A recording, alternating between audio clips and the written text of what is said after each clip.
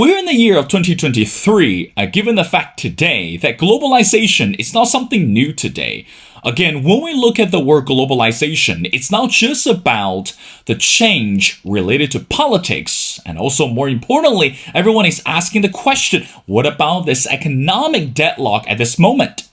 Given the fact that today, post the pandemic, and everyone is so anxious regarding this economic agenda, but meanwhile, if we follow the geopolitical change, one thing that we have to understand is economy is important, but however, diplomacy is even more important at this moment.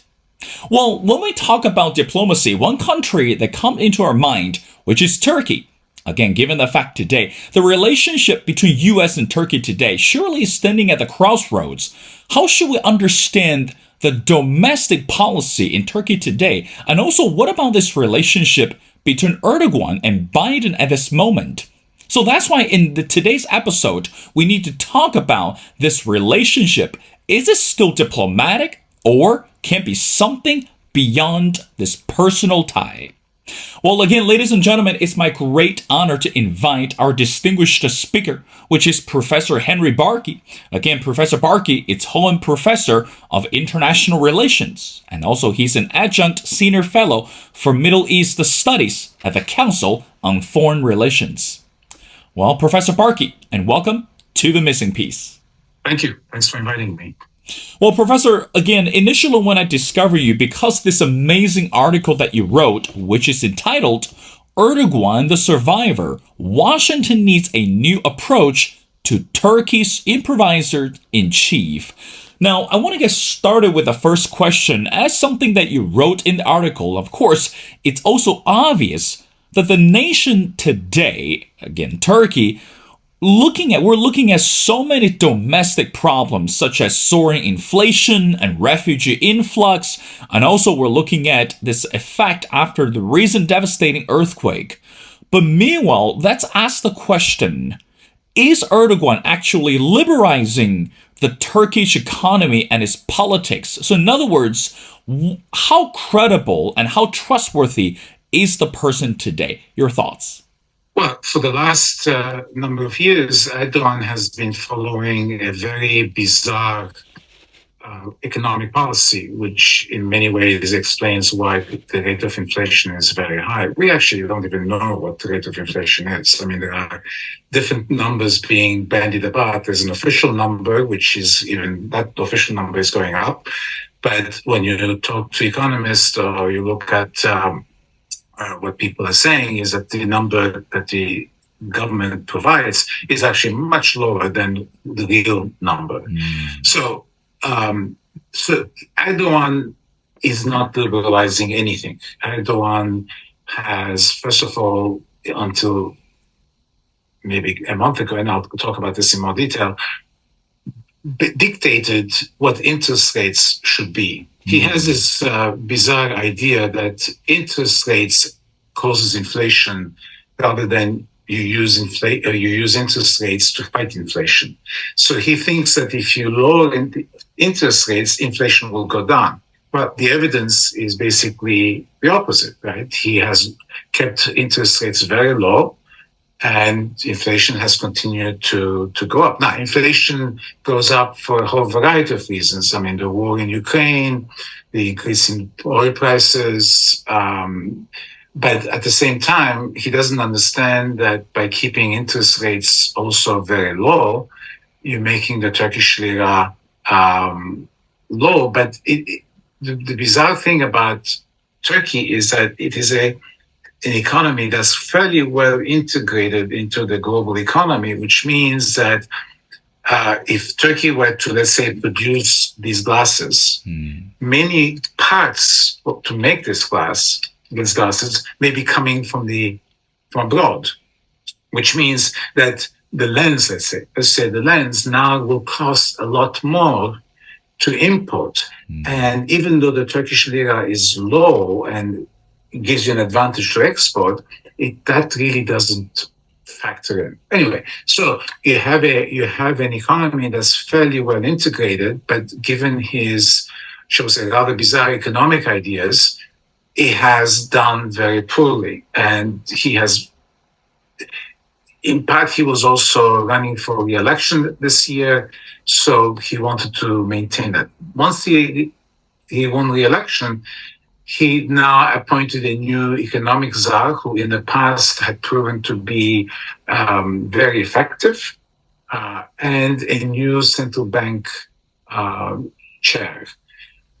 Supposedly, they both are independent, but in Turkey, as I mentioned earlier, the central bank is controlled by Erdogan. The new person is trying to show some independence, but so far, in the 2 months that she's been on board, it seems like she wants to do certain things with the economy minister, but Erdogan is restricting them. So that's where we are. But generally speaking, right, you have an economy which is interestingly a fairly dynamic economy. I mean, Turkey is lucky to be on the edge of Europe.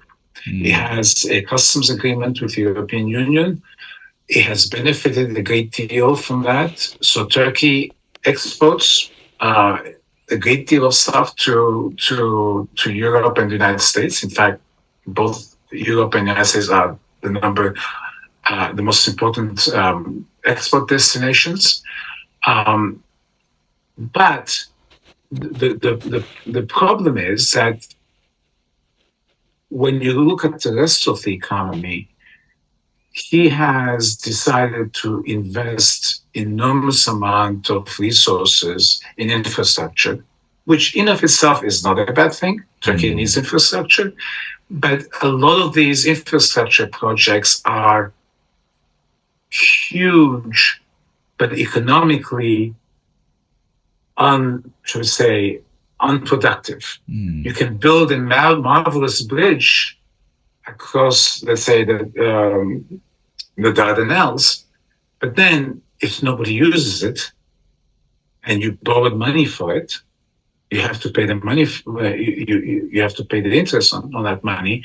So he has built a great deal of infrastructure, and unfortunately, he has concentrated all of these infrastructure projects in 5 companies that are close to him.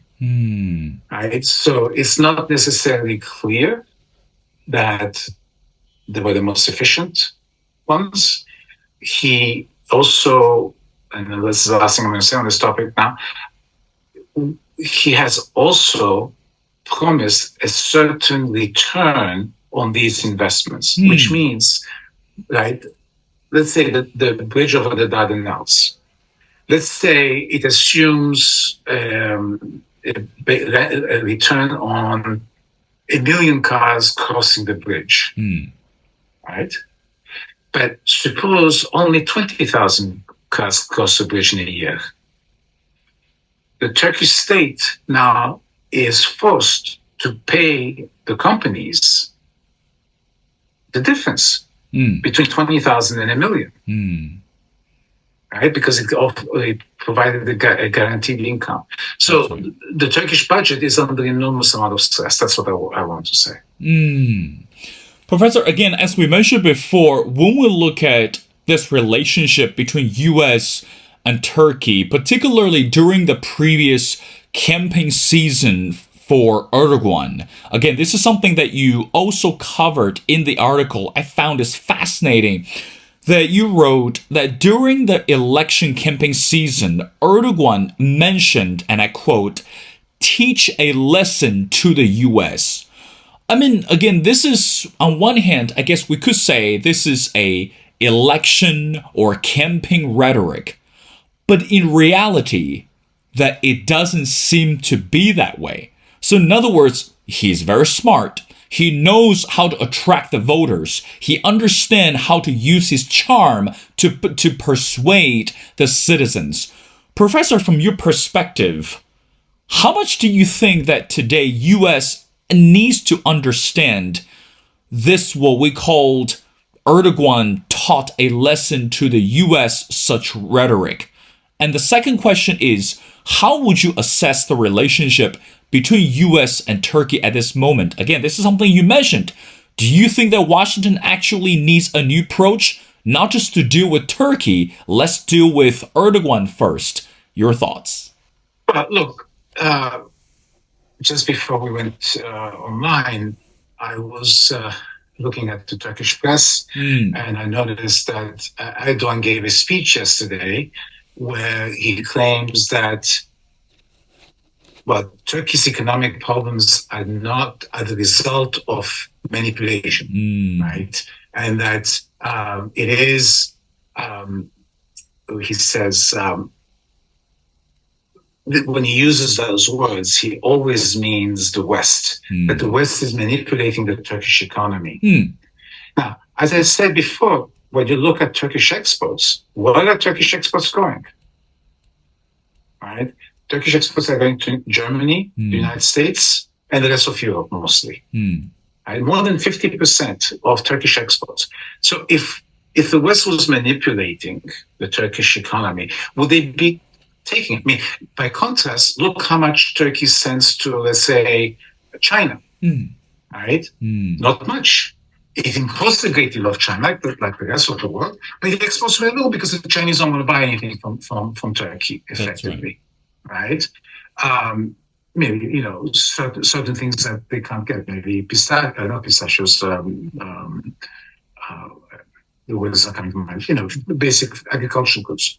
Now, but they have built essentially a rhetoric at home of blaming the West. Now, the problem is, and this is the thing that I had to criticize the most in my article, is that the United States has made a mistake by allowing Erdogan and the rest of his government and the rest of his party, and he also controls 80% of the press, to continuously attack the United States.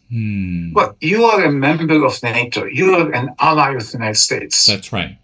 Erdogan, if he were to come to Washington tomorrow, he would probably make speeches here and say, oh, how wonderful the Turkish-American relationship is. So why are you saying this nonsense if you're at home? And why is the United States not going and saying to him, look, if you're an ally, you can criticize us. We make mistakes. We criticize others. We criticize you. Criticize us for what we do. But don't say things like, we are undermining you, or you are trying to teach us a lesson by winning the... If that's the case, then you're not an ally. Right? The important thing about this, it has two consequences from my perspective, and that's why, in a way, I wrote the article. One is, when you look at the Turkish population when they do surveys, 70% of the Turkish population says the United States is not the number one enemy of Turkey. Again, this creates tensions. This creates problems for Americans who visit Turkey. Right? You can have problems. But secondly, by not going after Erdogan for saying all these things about us, we are basically showing that we are weak. That anybody can come and just kind of slap us, and we're going to turn the other cheek. We are a very flawed country, and we have huge domestic problems at the moment, as you can see from what you said. But we are still the superpower. We are still the number one power in the world. Right? That's right. We are still the country that everybody depends on. And so if we don't stand up, then others, whether in the Middle East or elsewhere, will say, look, Erdogan can do all these things, so why can't I do the same thing? Right? I mean, there's somewhere you have to do a line. That's right. Right? And it looks to me that either the American officials, there are two explanations for why they are not tougher. One is they don't read the Turkish press, right? So the State Department and other institutions are doing a very poor job, or the stuff or they read the stuff, but the policymakers are not looking at that. They're not. Or two, they think that Turkey or Erdogan, he's a crazy guy. Let's let him say whatever he wants.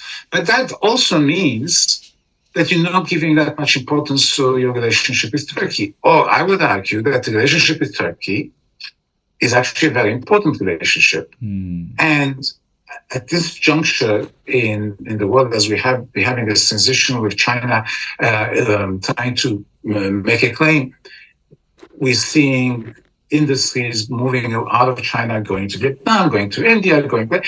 Turkey, in many ways, can benefit from it, and the Turkish economy can do much better if European, American, and other capital were to start investing in Turkey to export to Europe. I mean, this notion of called friendshoring. But it won't happen unless Erdogan fixes his economic policy, but also Erdogan creates an atmosphere or people are welcome. That's right, Professor. Again, as we mentioned in the intro, today when we look at the power, again, it's not just the power under this leadership, but meanwhile, it's time that we can understand the integration between the power and diplomacy. Now, speaking of diplomacy, this is something that you wrote in the article, and I quote, "To the United States, Turkey was never just another NATO ally. Turkey also provided platforms to project U.S. power across the Middle East, particularly in the aftermath of the first Gulf War.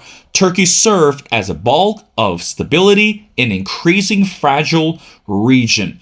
Again, Professor, based on what you wrote, 100% agree with you. But to the other hand, we know that Turkey is one of the critical players for NATO. And also, as we mentioned before, particularly we're looking at the war in Ukraine, every single nation matters within this NATO. But meanwhile, how do you think that U.S. should balance this relationship with Turkey at this moment? So in other words, I guess going back to the question, is it time that we need to treat it as a friendship, as a personal relationship, or it's time that we need to keep this hot and cold or carrot and stick relationship with Turkey, since we have someone as such as Erdogan, so unpredictable. Again, we don't know what's he gonna say tomorrow to the U.S. or about the U.S. How do you think that we can really be careful with this relationship? Start with a friendship and then we move up, or we can just maintain this diplomatic relationship and to see where the ball goes. Your thoughts? Well, first of all, the first Gulf War took place in 1991, so Erdogan came to power 11, 12 years later.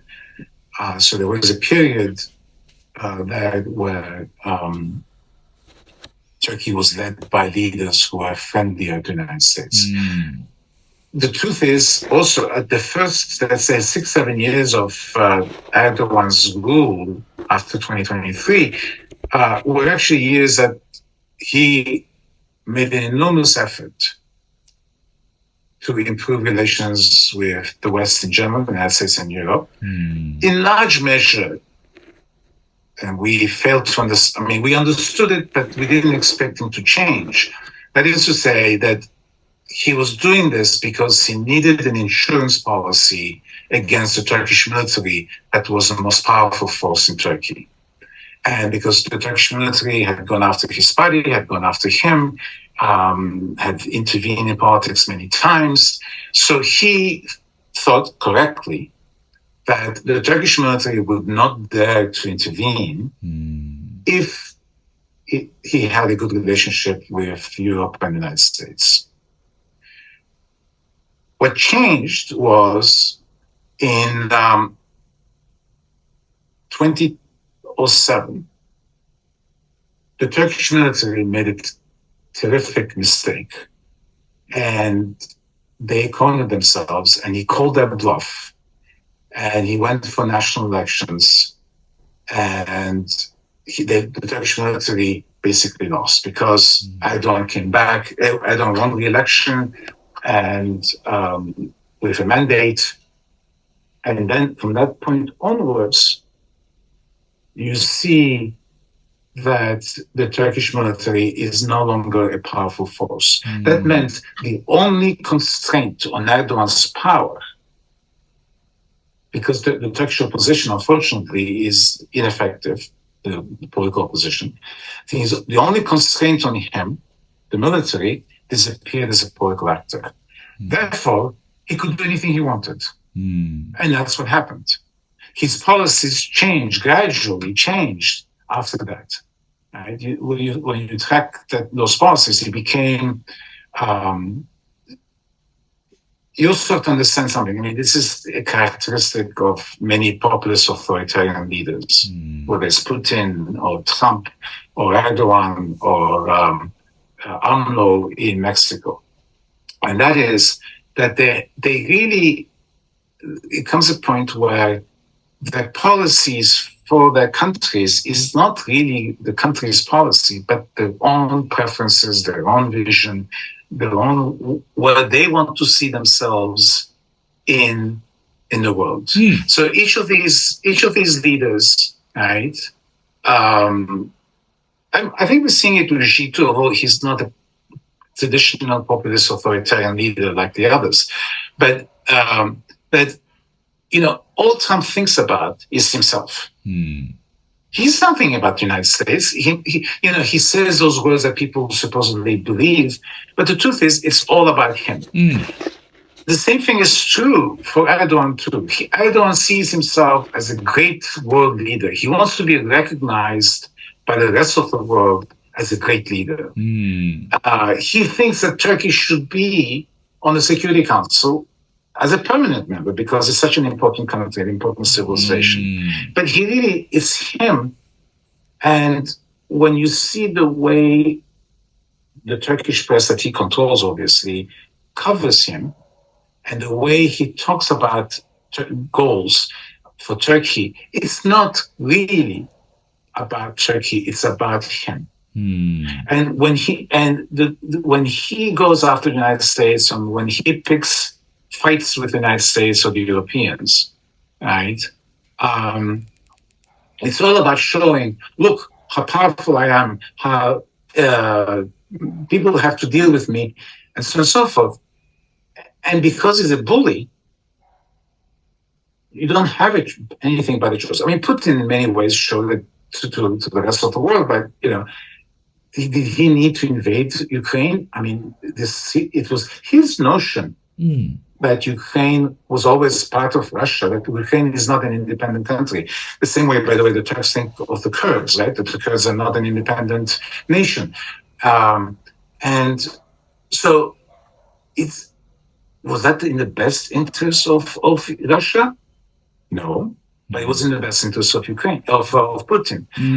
So you have to look at the policies of these leaders a little bit from their own perspective, rather than saying, and you implied it in your question actually, is it Turkey we're dealing with or is it Erdogan? And my argument is we're dealing with Erdogan. We're not dealing with Turkey. Turkey and the United States have many differences. Every country has differences we have differences with Canada. Right? That's right. So it's natural. But the differences that we have with Turkey are different than the differences we have with Erdogan. That's what I'm trying to say. Even though Erdogan has by now succeeded in imposing his vision, his will on the rest of Turkey. So one can argue that there comes a point where Erdogan's vision becomes Turkey's vision because the opposition is powerless. There is no free press.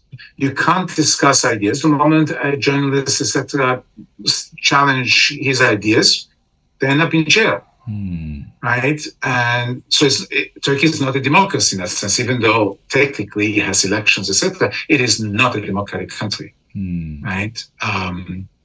So anybody can be charged at any point in time for make-believe crimes, and because the judges are all looking at the palace to see what the president wants them to do, they will go along with him. I mean, I know lots of people in jail who have done absolutely nothing. And I'm not saying these people because I know the cases. They make up things. Oh, I am under indictment in Turkey too, because they claim that because I was in Turkey, I was running a conference in 2016, the night of the coup, the failed coup, that I organized the coup. They made that, they invented that. But you can't argue against it, right? Because they just make up facts. So it's not a democracy. And Erdogan has, to a great extent, managed to impose his vision over the national interests of Turkey. And that's very dangerous. I mean, we're seeing it with Putin, we're seeing it with Erdogan and a whole series of other leaders as well. I mean, Modi is another one in India. Of course, Professor, you actually indeed hammer the nails on the head when we are looking at political figures, that it's one thing that you try to persuade and convince the citizens to understand your intention, but it's rather, again, as you mentioned before, it's dangerous, it's even threatening to impose the personal worldviews, turn it into this political propaganda. Professor, stay with me. I got two more questions before letting you go.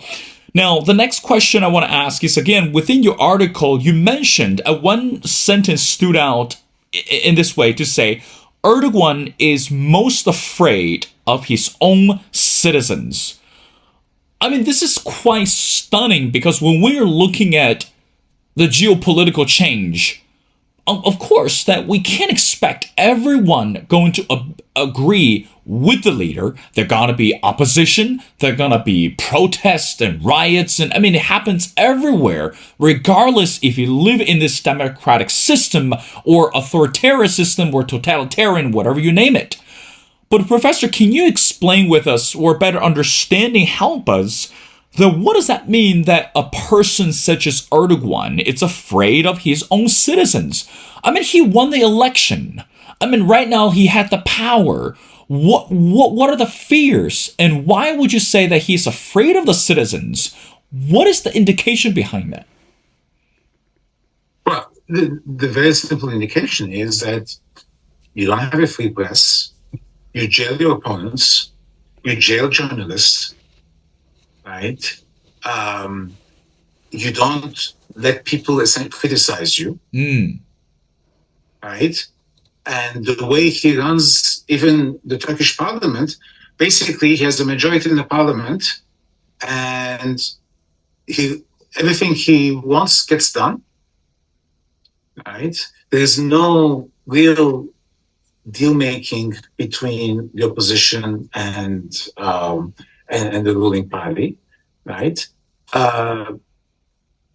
So why would you, if you were secure, why would you do this? There's also the fact that, look, in every country, it doesn't matter. If you really have a genuine democratic society, if a leader has been in power for 10 years, 15 years, there comes a point for change, though, right? I mean, so I would say that under normal circumstances, you would like to see new leadership, right? There is always that danger, but he's afraid of that. He is afraid of losing, right? And you saw it in these elections. You saw it in all types of contests in Turkey where he tries to manipulate the conditions. The opposition got absolutely no hearing on Turkish television, on Turkish radio, on most of the newspapers. All they got was being criticized by the government. I mean, I have to say the Turkish opposition leader who ran against him should not have been the candidate. He was terrible. He also is kind of, in his own party, a bit of an authoritarian. He doesn't want to give up power. And at some point, they're going to get rid of him. I don't know how the process will work. But what I'm trying to say is he also uses all the resources of the state for his own and his party's benefit. Right? So everything he does gets money. What the opposition, what do? They run some of the municipalities. He tries to essentially stop funding of those municipalities. He wants to get back those municipalities, especially Istanbul, because it's the most important city, and so on and so on. So a leader who's not afraid of his public and feels confident that what he's doing would not engage in such undemocratic practices. That's right. That's the right. And the system is you win or you lose. I mean, but you lose on the fair competitive conditions. That's right. But that's not the case in Turkey. I mean, here is a situation where the Turkish economy, it was really in the doldrums. It's still in the doldrums. You had inflation way above 50%. Right? With inflation at that level, he wins the election. I mean, that's a little bit unbelievable. It is indeed. I mean, again, when we look at Erdogan today, as you mentioned before, Professor, it's not just about he's using this political propaganda to brainwash the citizens, or should we say, to use his charm to distort this political rhetoric in order to secure the position. Now, I want to wrap up our conversation again, going back to the title of the article. Washington needs a new approach to Turkey's improviser-in-chief. Now, Professor, again, as you mentioned before, U.S. politics is standing at the crossroads. We are looking at this geopolitical field. We have candidates from both sides and also even from the third parties and coming out to challenge this 2024 presidential election, or to say to be interested to becoming the next leader for the country. But when it comes to foreign policy, it still matters. Be honest. It still matters. So again, last question I want to wrap up, Professor, to you is it too late for U.S. to adjust the approach to deal with Erdogan? Is it still too late, or we still have opportunities to deal with the person, to understand the relationship? Your final thoughts. Well, look, I think Biden himself, as opposed to the rest of the bureaucracy, has done a fairly good job. I mean, Biden has kept Erdogan at bay. Erdogan is dying to be invited to the White House, and he has not been invited to the White House. Right? And this is Biden's way of saying, I really don't approve of your domestic politics. I don't approve of the lack of democracy. And the way he also demonstrated it was he had 2 democracy summits, mind you, on Zoom, and he did not invite Erdogan. That's right.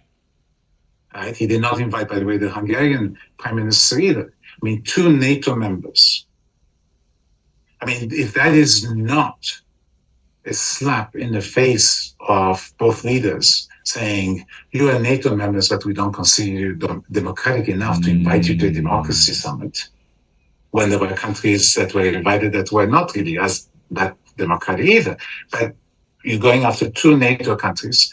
So Biden has done, I think, a fairly good job. I think it's the rest of the bureaucracy. The reason I distinguish between the two, look, Biden, as president of the United States and a global leader, can you imagine all the stuff he has to do on a daily basis. Mm. He doesn't have time to really say, "Oh, I'm going to come up with a strategy for Turkey or Hungary or X or Y or Z." I mean, he'll think about China, he'll think about India, he'll think about obviously Russia, but he also has to go to Maui to see what happened in the disaster, right? That's right. Um, the demands on any president is enormous, right?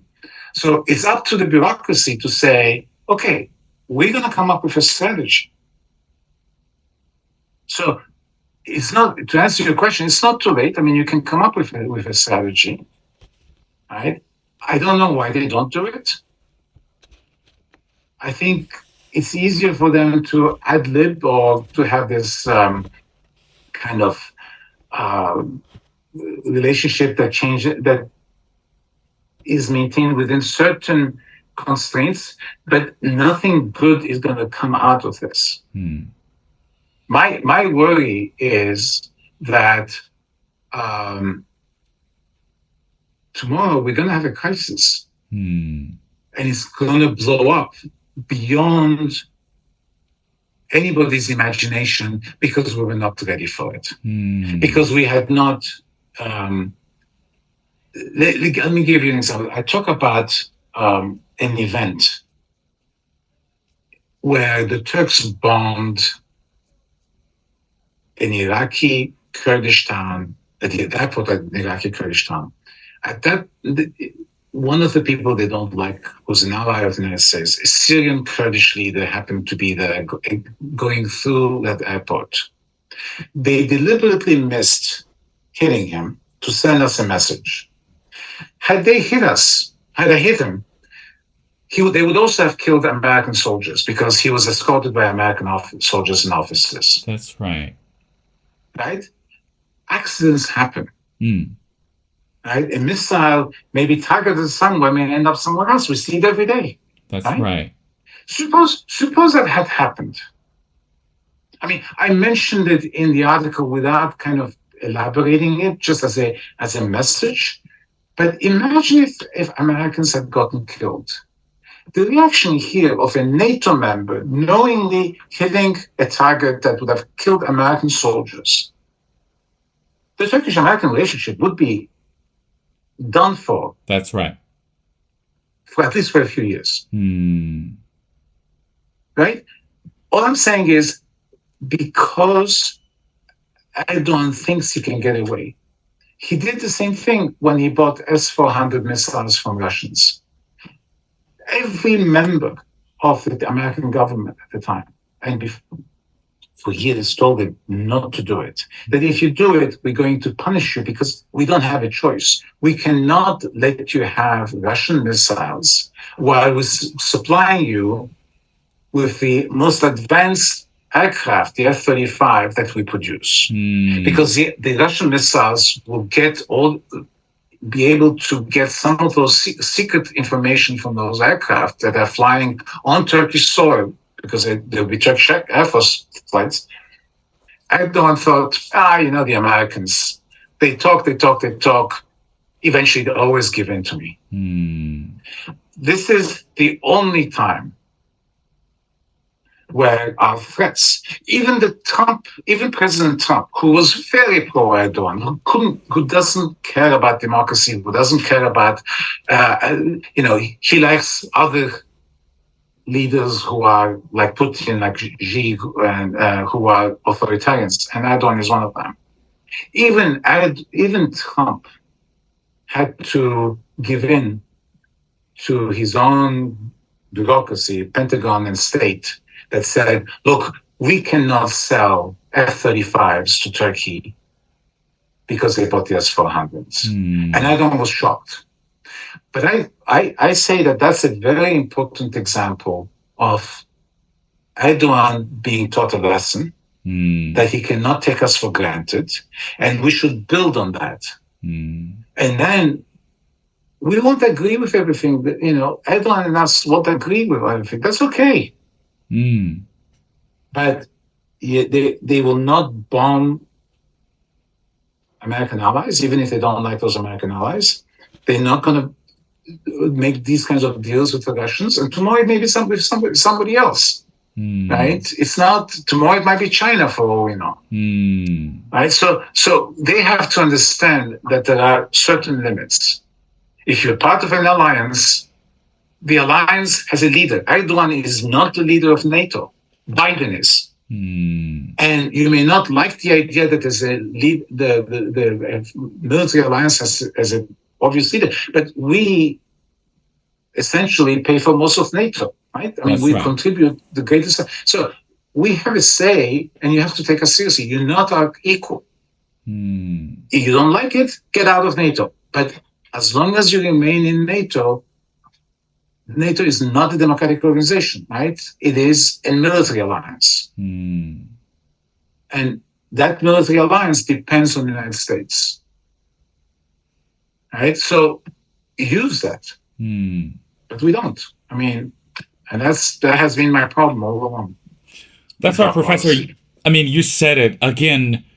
It's not just about this readjusting the relationship from Washington to Erdogan, but meanwhile, it's time that for everyone to understand power is essential, but diplomacy is even more powerful.